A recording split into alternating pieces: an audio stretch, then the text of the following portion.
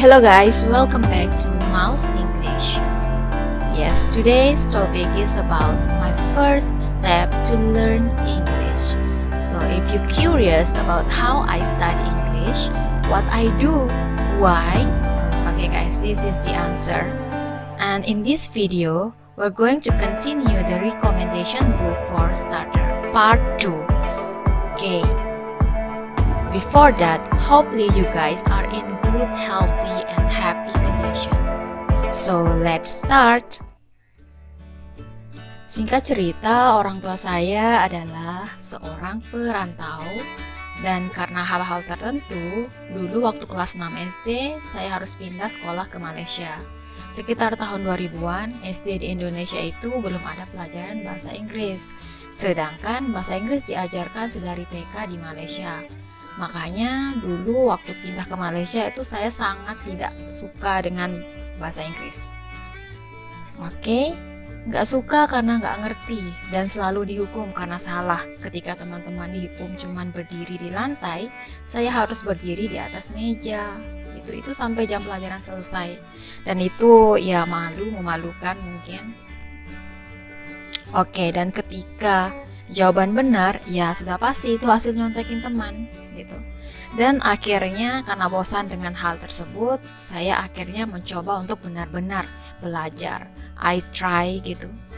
Kemudian mulai dari dengerin lagu, nonton film, baca koran yang berbahasa Inggris, selesaikan PR sendiri, tebalin muka minta diajarin teman yang jago Inggris gitu kan. Kemudian yes, dan tebak apakah itu berhasil? Of course, it's a big no. Sampai rasanya kayak udah malas untuk belajar, takut untuk belajar. Nggak ada yang masuk di kepala sama sekali karena mungkin levelnya udah beda ya. Nah, ibu bapak ataupun guru jika ada anak-anak yang nggak suka ataupun lemah dalam suatu mapel, jangan langsung dijudge. Judge maaf kata, bilang bodoh ataupun lemot ke mereka itu tuh we cannot do that, okay? Apalagi sampai menghukum mereka. Alangkah baiknya kita mencari tahu terlebih dahulu gitu. Karena bisa jadi anak itu dia benar-benar nggak ngerti, dia udah berusaha sama apa yang dia pelajari, tapi itu dia masih lagi lemah dan nggak mengerti itu. Nah, bercermin dari pengalaman pribadi, maka dari itu sangat meresahkan bagi saya ketika mata pelajaran bahasa Inggris di SD dihapuskan sekarang di Indonesia, oke? Karena saya percaya bahwa golden age untuk belajar bahasa Inggris itu adalah sedari dini. Bahkan ketika anak itu belum bisa berbicara ataupun mungkin belum bisa membaca. Karena kita bisa stimulasi dengan cara memberikan mereka lagu-lagu berbahasa Inggris, lagu-lagu anak-anak, oke? Yang maksudnya itu jelas, maknanya itu jelas dan menyenangkan bagi mereka gitu. Oke, lanjut. Singkat cerita, pada tahun 2011 akhir, ketika itu saya SMA, akhirnya ibu saya mendaftarkan saya ke English Learning Center di Malaysia gitu. Mungkin niat beliau pada ketika itu adalah supaya saya bisa dapat sertifikatnya karena jelas bisa lebih memudahkan ketika mencari pekerjaan. Dan entah kenapa saya merasa pada ketika itu, dan memang pada ketika itu tempat itu merupakan salah satu tempat les paling mahal dan bagus di tempat saya. Ketika itu teman les-lesnya pun orang-orang Chinese, kebanyakan orang-orang Chinese. Dan di situ yang les itu dari berbagai golongan dan berbagai usia gitu. Mulai dari anak-anak sekolahan sampai kakek-kakek umur 60 tahun itu ada. Dan kebanyakan teachernya orang Chinese, India, dan bule. Dan dikatakan bahwa pusatnya di Singapura dan sertifikatnya juga itu dari Singapura.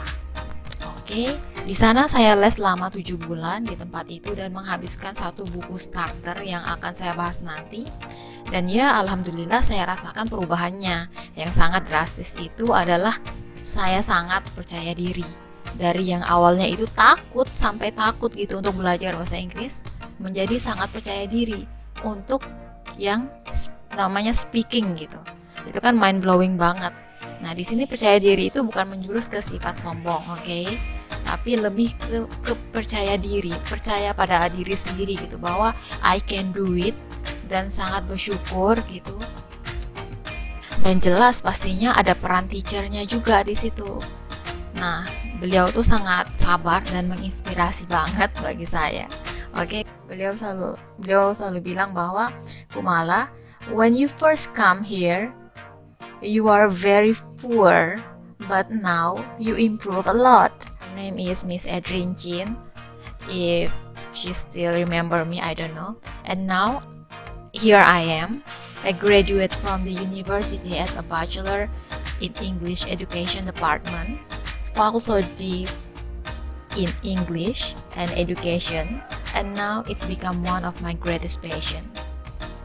Nah guys, dari sekian banyak step of learning English yang saya pernah lakukan dulu, dan sama kok kayak kalian pasti pernah tuh yang namanya dengerin lagu, caranya bahasa Inggris, belajar bahasa Inggris dengan cara dengerin lagu, baca buku, nonton film, itu tuh sudah pernah saya lakukan, tapi masih kurang banget, untuk memahami. Dan nah guys, dari sekian banyak yang saya lakukan, ini yang benar-benar amazing buat saya, dan buat saya benar-benar paham bahasa Inggris itu seperti apa, itu adalah dari buku ini, Cutting Edge Starter Student's Book by Sarah Chenningham, Chris Redson, and Peter Moore, published by Pearson Longman 2002. Buku ini berjasa banget, legend, dan full of inspiration bagi saya. Makanya sampai sobek-sobek dan penuh coretan juga masih disimpan. Bahkan saya gunakan untuk mengajar dan juga belajar. Where I get this book? Yes, you guys are right. Buku ini saya dapatkan dulu ketika les bahasa Inggris di Malaysia. Buku ini sangat cocok sekali digunakan untuk pemula belajar bahasa Inggris, tapi nggak tahu memulai dari mana, mau pakai buku apa. This book is designed for you. What is the reason then? Jadi apa nih alasannya kira-kira? It contains all of the skill need in English, such as vocabulary, grammar, listening, reading, writing, speaking, and pronunciation. Di buku ini terdapat semua skill kemampuan yang dibutuhkan di dalam bahasa Inggris, seperti vocabulary, grammar, listening, reading, writing, speaking, dan pronunciation. Dan tentunya ditampilkan dengan sangat menarik dan simple, sehingga kita tidak perlu menggunakan metode menghafal, menghafal vocab dan grammar dalam belajar bahasa Inggris, tapi lebih mengedepankan yang namanya pemahaman kita. The second reason is all of the skills are discussed by context of use. There is a story of it. That's why all of the things discussed in this book, we use it in our real life too. Jadi semua skill yang diajarkan di buku ini adalah berdasarkan metode ataupun konteks penggunaannya. Terdapat cerita ataupun topik di dalamnya yang sangat sesuai dengan kehidupan sehari-hari kita. Contohnya seperti di restoran, itu perkataan apa sih? Conversation seperti apa? Percakapan seperti apa sih yang dibutuhkan ketika kita masuk ke restoran? Kemudian di sekolah itu seperti apa? Kalimat-kalimatnya, ungkapan-ungkapannya gitu. Jadi it's by context. Jadi berdasarkan konteks. Jadi nggak butuh yang namanya menghafal, cukup memahami. Dan benar-benar it's real gitu. The third one is this book is published by Pearson Longman. So it means that this book is from British country. Since we want to learn English language, we have to use book from the English native speaker country too, so that we can really get into it. Maksudnya teman-teman, buku ini dikeluarkan oleh Pearson Longman, yang bermaksud buku ini dari negara Inggris. Jadi karena kita ingin belajar bahasa Inggris, ya kita harus pakai buku keluaran negara yang English native speaker juga dong. Supaya apa? Supaya apa yang kita pelajari itu benar-benar kita pahami dan memang sesuai dengan culture language culture-nya, budaya bahasanya itu seperti apa. Itu yang saya sebutkan, oke? Dan bukan bermaksud kita nggak bisa belajar dari buku keluaran di Indonesia. Tentu bisa, tapi ini kan berdasarkan pengalaman pribadi saya. Yang mana lebih efektif di diri saya itu menggunakan buku yang dari negara native speaker, oke? The best thing about this book is it's a real. All of the topics are interesting to discuss because we use it in our real life to communicate with other people. And of course, there's a map of goals also to set the goals of learning English for the learner. Jadi hal terbaik yang bisa kita dapatkan dari buku ini adalah topik-topiknya itu sangat menarik untuk didiskusikan dan benar-benar simple, benar-benar digunakan dalam kehidupan sehari-hari, juga mengedepankan yang namanya pemahaman, bukan hafalan gitu. Dan jelas sangat berguna untuk menambah wawasan kita tentang bahasa, budaya, gaya bahasa yang harusnya digunakan gitu ketika berkomunikasi dengan orang luar, dan pastinya ada map of goals-nya ataupun tujuannya gitu. Jadi kita bisa tahu nih kita apa aja yang sudah kita pelajari, skill apa yang sudah kita pelajari, kemudian apa yang harus kita tingkatkan lagi gitu. By the way guys, I don't get any sponsor from this book ya. Sama sekali no endorse dari buku ini, dan ini murni hanya sharing berdasarkan pengalaman dan memang sudah terbukti di diri sendiri.